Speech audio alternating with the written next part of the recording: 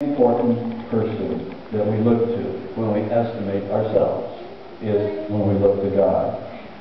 And by the way, and Paul says this, he's already said it in Romans, he'll say it again in other places he writes, God does not define us according to culturally defined externals. God does not define us according to our gender, our ethnicity, our family heritage, or body type. They are not of primary importance to Him when God looks at us.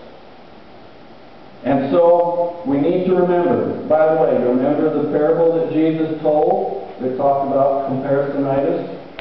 You remember what the rich Pharisee said?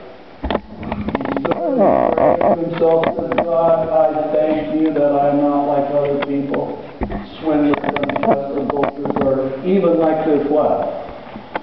This tax collector. It was comparisonitis.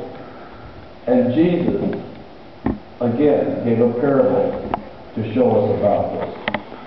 And so Paul, he makes it clear in verse 3, before he gets into the anatomy lesson, Paul tells his secretary, by the way, you know what Paul's secretary, his amanuensis, you know what his name was? Look at Romans 16:22. And that will tell you who was taking notes for Paul when he wrote the book of Romans, as all his other books that he wrote.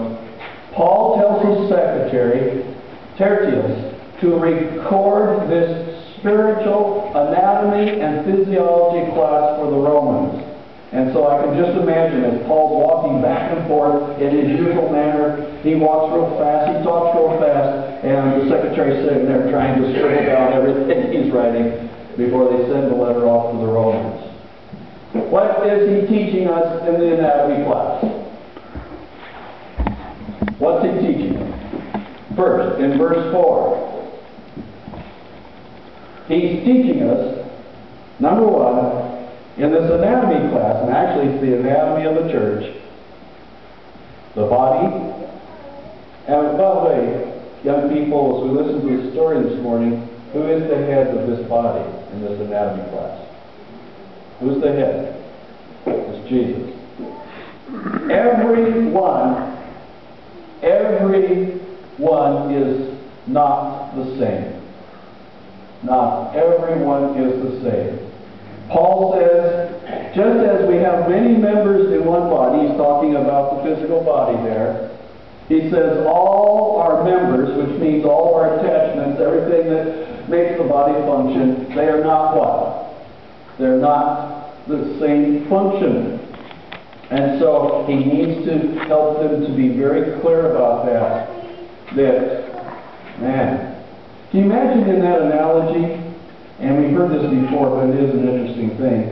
Can you imagine in that analogy if maybe the nose was emphasized so largely in the picture of this body that all you saw was the nose, and maybe it had little teeny teeth on the bottom of it, little teeny hands, but the nose was the prominent thing?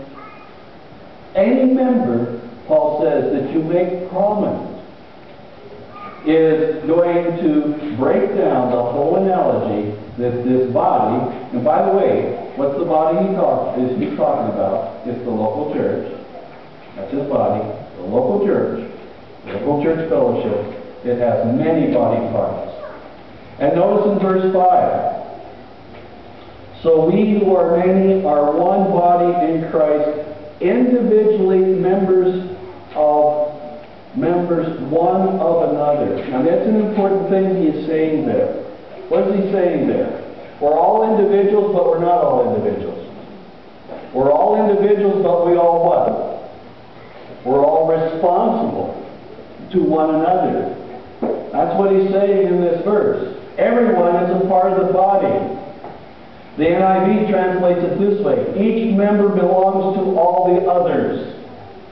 We're all part of it. All parts of the body must work in harmony.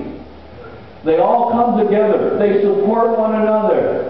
They're all part of the same thing. By the way, according to this biblical directive that Paul tells us how we live out our life, I'm sorry, folks, staying home and watching 3 a.m. on TV for your worship service goes completely against the principle that Paul presents here.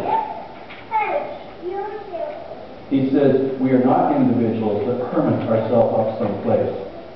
He says, in Christ's body, in order for it to function correctly, everybody needs to what?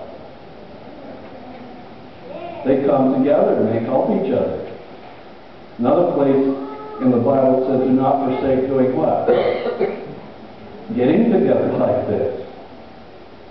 So this principle here is very, very clear, and he's emphasizing this. It emphasizes it in the Greek. He says, no, we're all part of this. No one individual is singularly able to be a healthy Christian isolated by himself. And by the way, that text in Paul right there goes completely against monasticism. Because we're all in this together. It's an interesting text. And so he says, we all have different what?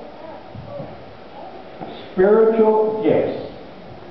Remember when we did the study in February? Some of you were here when we did our study. We studied these spiritual gifts in detail, found over 40 of them in the Bible. And Paul says that we all have different spiritual gifts. If you want that list complete, you have to go to 1 Corinthians 12 and 14 and Ephesians 4. And then there's other places that you find individual gifts listed, but there's over 40 gifts that we can find in the Bible, spiritual gifts that God has given to complete the entire body. And so Paul now lists some of those.